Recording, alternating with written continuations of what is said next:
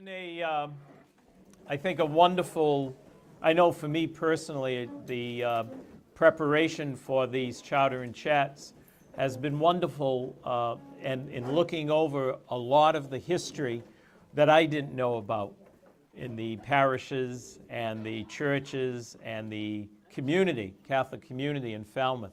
So it's been enriching for me. I hope it has been for you, and I have a feeling we've all learned a little something that maybe we didn't know before. So I was very happy to be able to do this.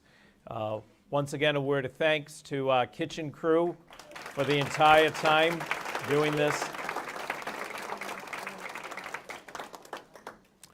And so the name of our presentation for Chowder and Chat was Remembering Our Past, Celebrating Our Present, and Looking Forward Towards Our Future.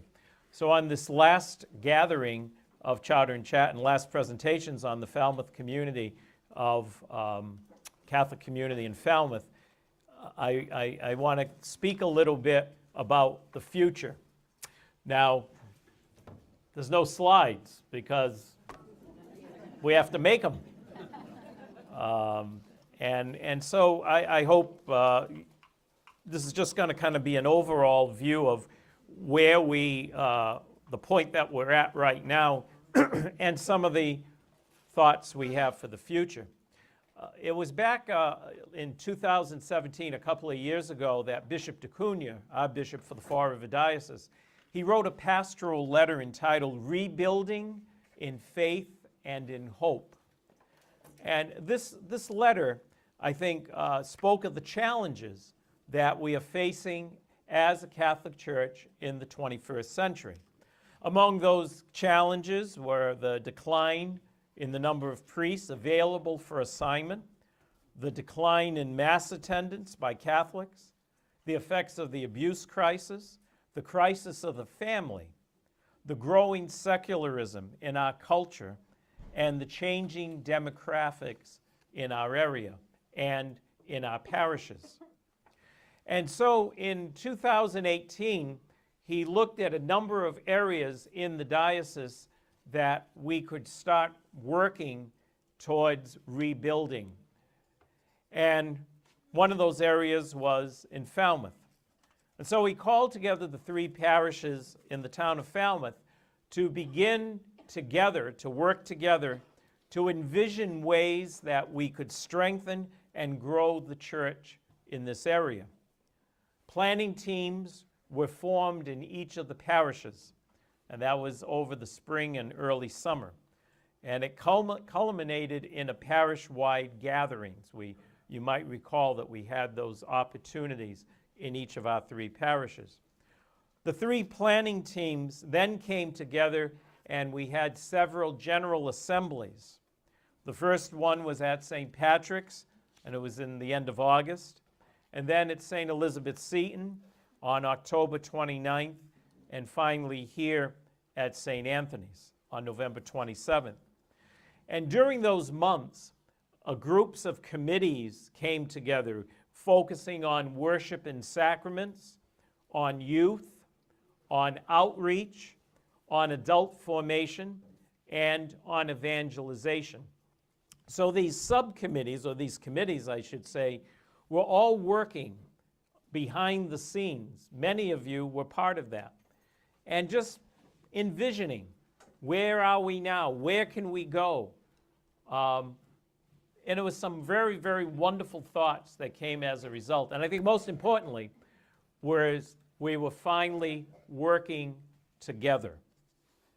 And from these meetings came the following pastoral plan, that the three parishes would, they used the term, link together.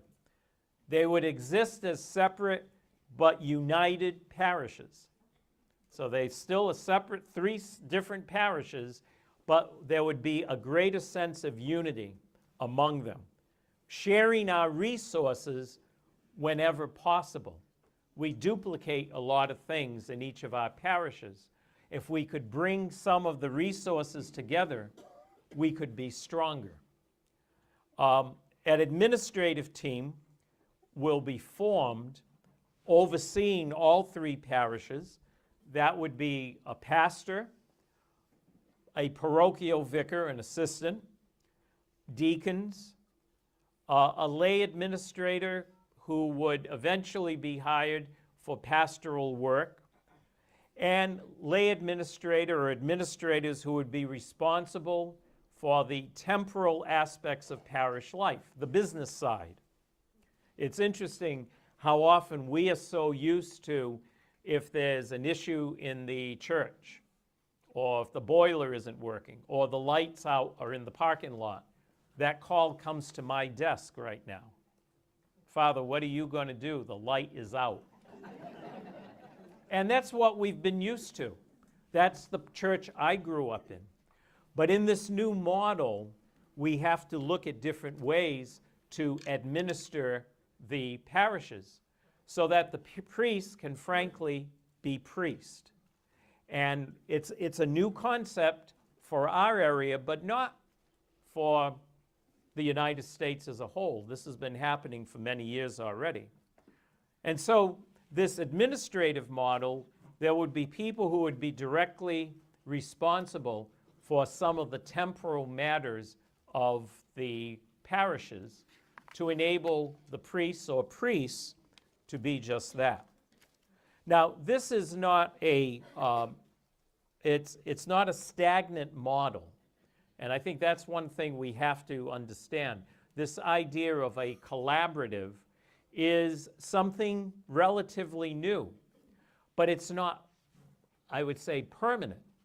We're going to be looking at, through this collaboration, we need to keep evaluating, keep seeing where the needs are, keep seeing where the strengths are, where the weaknesses are, so that we can continuously have a model to serve the people of the area, to serve the church, and to look also constantly at the reality of what's happening in the Falmouth community. So several months ago, with the help of Father Medeiros and Father Goldrick, I received some suggestions from them of forming a pastoral council for the collaborative. And this council has 5 people from each of the parishes, so it's a council of 15. But when the council gathers, they're not gathering as, I'm from St. Patrick's, I'm from St. Anthony's. This is one council. How do we best serve as a whole the community of Falmouth?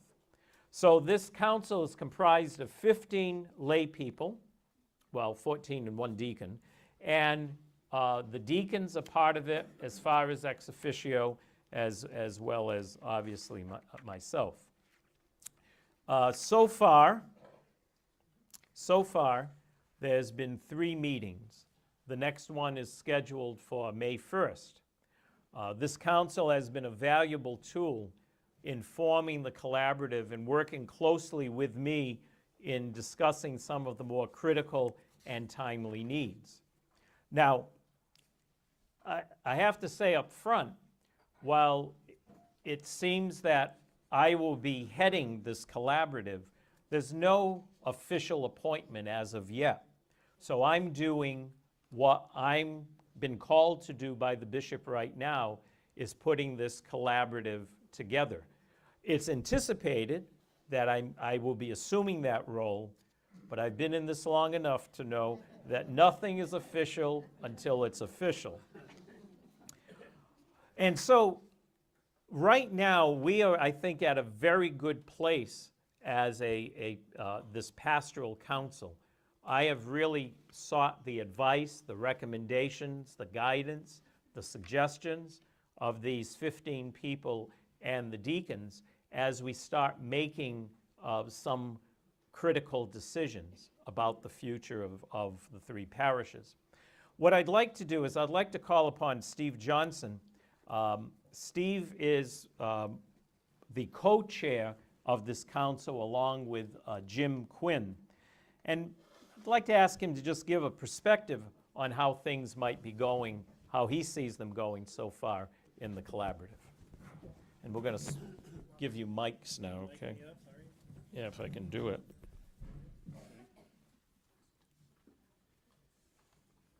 There's one mic. That's the inside mic. And we're all wired for sound here.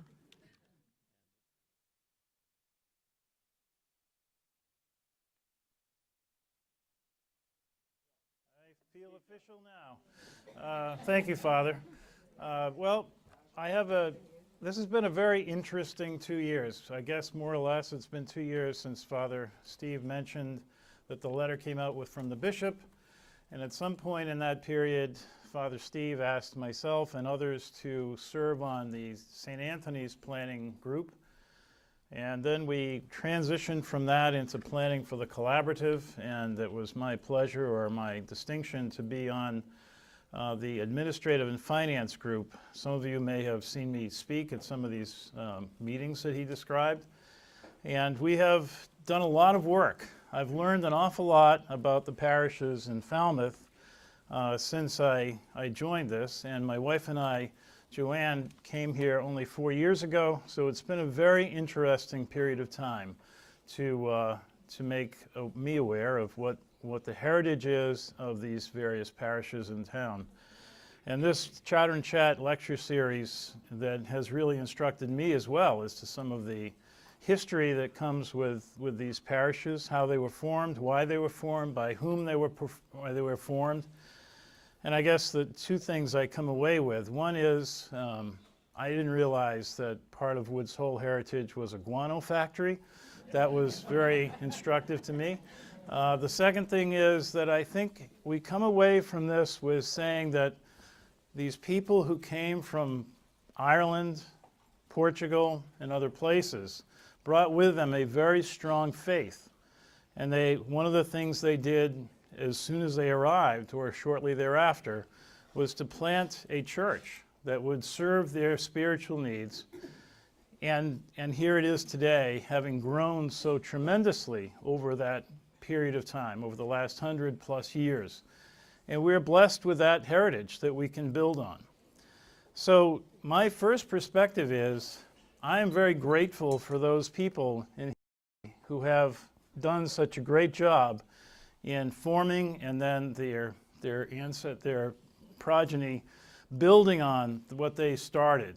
And so today we have a very strong and vibrant community of Catholics here in Falmouth. And I think your participation here is an attestation to that. The second perspective I have is, I want to emphasize what Father Steve said a minute ago. He put together this council of 15 people with the help of his fellow pastors in town.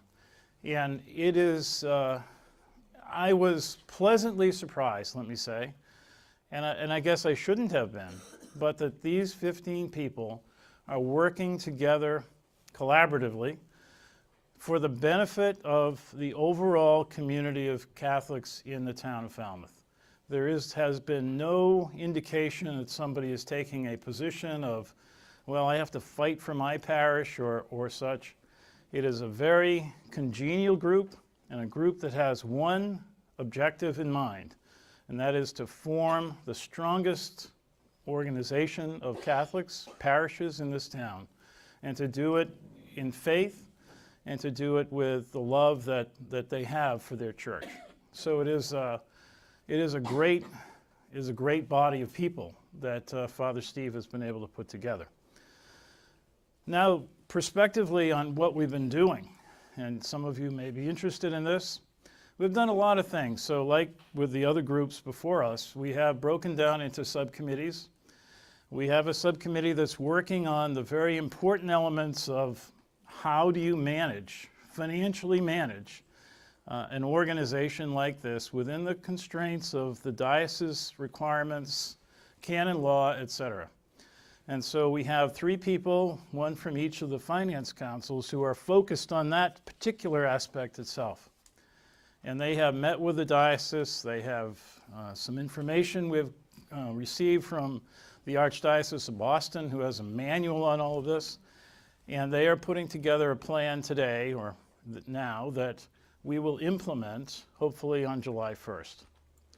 I think they have some great ideas. We have great people on the committee, and we're looking forward to that being launched and being very successful in the near future. Another thing we're doing is we have a couple of people who are looking at a logo for this group, this collaborative. And we've made, again, great progress toward designing what we think that would be, something that would represent both the Catholic faith that we have as well as the town of Falmouth. And again, that should be coming together very soon. And we think that that's going to be a nice symbol of who we are that we can use on all of our literature and even as signage outside of our churches. Thirdly, some of us have gotten together, a very small group, Father Steve and Jim and I have gotten together and have been looking at the personnel of the current churches, of current parishes. We have met with all of the employees, and we have established a good idea of who they are. And I will say at the outset that we have a very deep and strong number of people who are holding positions today in each of the parishes. And while we don't know how it's going to sort out as to who gets what job and so forth, and we haven't really focused or finished the idea of what jobs to fill immediately, it is great to see the deep pool of people that we really have in our parishes running the day-to-day operation. So that's coming together. We are in the final stages of reviewing job descriptions, and as soon as we finish that, we will again figure out how to assess or interview or recruit people for those positions so that we have at least the key positions in place by July 1. And then we have a committee of one who is looking at a very critical aspect of our future. I'm sure all of you have good questions about this, but Father Monsignor Steve Avila is the committee of one looking at the Mass schedule. And he brought to us 3 possibilities at our last meeting, and we spent considerable amount of time looking at them and providing feedback on them. He described to us the constraints that there are in terms of how many priests we'll have. As he just said, we'll have himself and an assistant. And if, by the way, if any of you have influence on the bishop, I would say call him up and make sure that he does affirm that Father Steve will be our pastor. But there are a lot of factors, and if you had 2 priests and 3 churches, there's a factor of how do you get from one to the other? How long does it take in the summer to get from here to St. Elizabeth's? I'm not sure that I even want to try to find out, but that's part of the equation. And yes, we do have the fortune of having some retired priests. We have priests who like to vacation here, and we can call upon them to assist us in the summer and to some extent in the winter. But it is not a simple process. And as Father Steve has described it to our committee, I can understand the complexity and the complications that show up when trying to put that together. But the overarching philosophy right now is that we don't want to change terribly much the Mass schedule. But let me caution, something has to change for the reasons I just said, but the impact hopefully will not be significant on anyone. And so therefore we have to wait. Father Steve has promised another look at the schedule on the 1st of May, and I think soon after that we'll be publishing the summer schedule and perhaps the fall schedule too. So we have to be a little patient, a little longer. It is coming, and I know Father Steve is working on it diligently. That's the perspective of where we are. I think it's only appropriate that if any of you have questions, feel free to ask.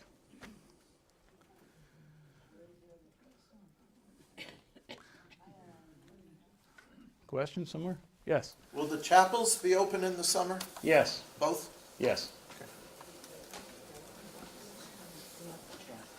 Another question?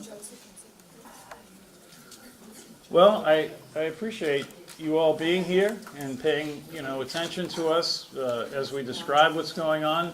I appreciate your patience as we work through the questions, the issues, the things that have to be solved ahead of time.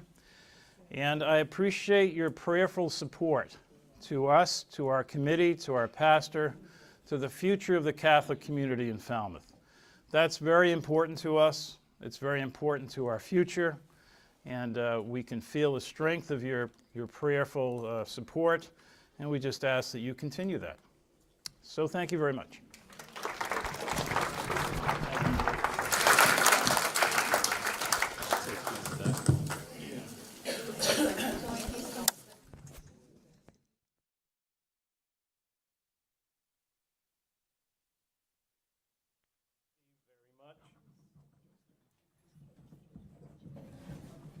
Yes, the mass schedule. I just want to further underscore that while it's a committee of one, it's not without a lot of consultation. It's not something I'm doing absolutely on my own. If I was, I probably would have published it 2 months ago. But we're tweaking it. Every time I do have a meeting with the council, or I meet with people as individuals, I get another perspective. We go back to the whole idea that change sometimes is a little difficult, and we have to look at the bigger picture. And some of the things that Steve mentioned about the mass schedule, we sometimes, if I took a vote here, chances are you would choose the mass that you go to. So one thing I've learned, the week I publish it, I'm going on vacation. It's one thing I've learned.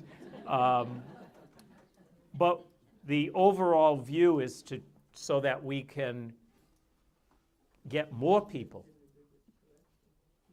find opportunities. Maybe we haven't done something. Maybe we're going to think out of the box a little bit. So that we might be able to provide additional times, not additional masses, but additional times in the summer. Wow, there's a thought. But we can't add masses. Those days are over. And as I say, when I think of some of the retired priests that have been helping out here, Father Finn, 88 years old. Doesn't look it, but he's 88 years old.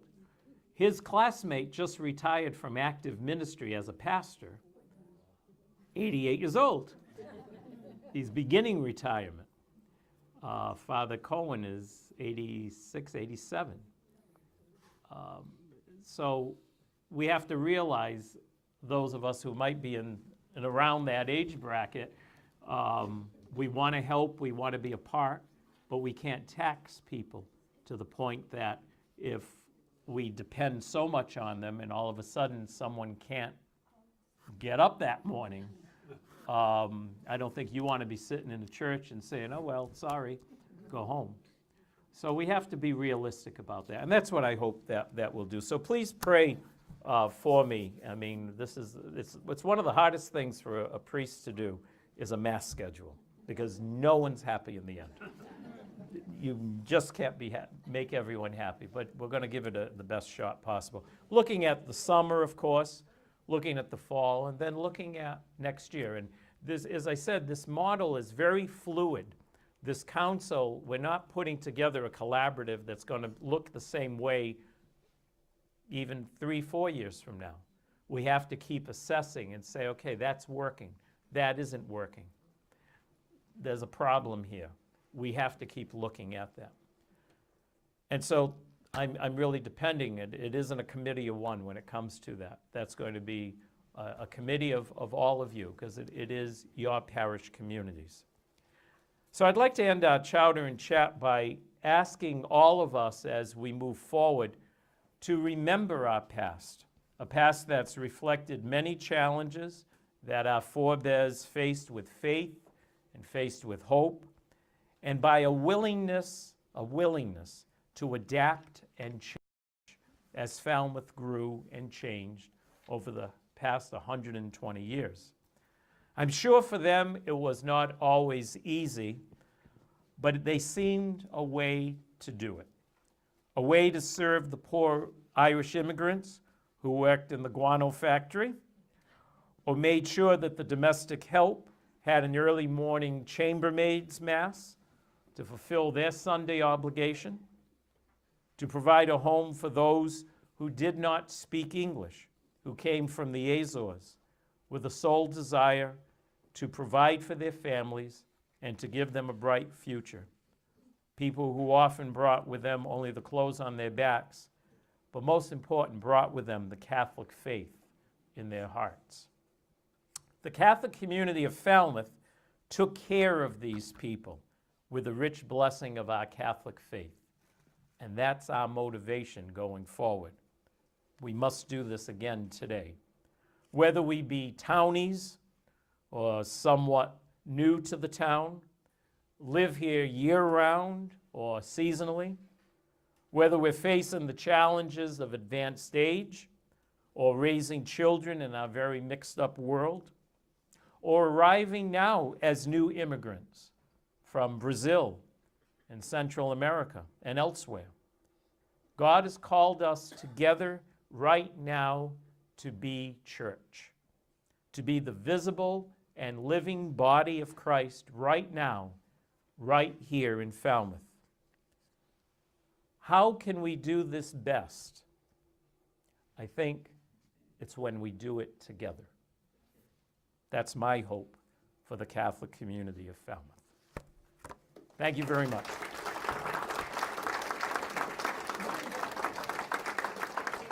Make sure you go to Holy Week services in the 3 parishes. Got some beautiful services planned. It's a beautiful time. We won't have Chowder and Chat next Friday, but we will have Stations of the Cross at 12 noon, okay? But go to the whole thing, Thursday, Friday, Easter Vigil, Easter Sunday. Thank you all for being with us. Have a good afternoon. Thank you.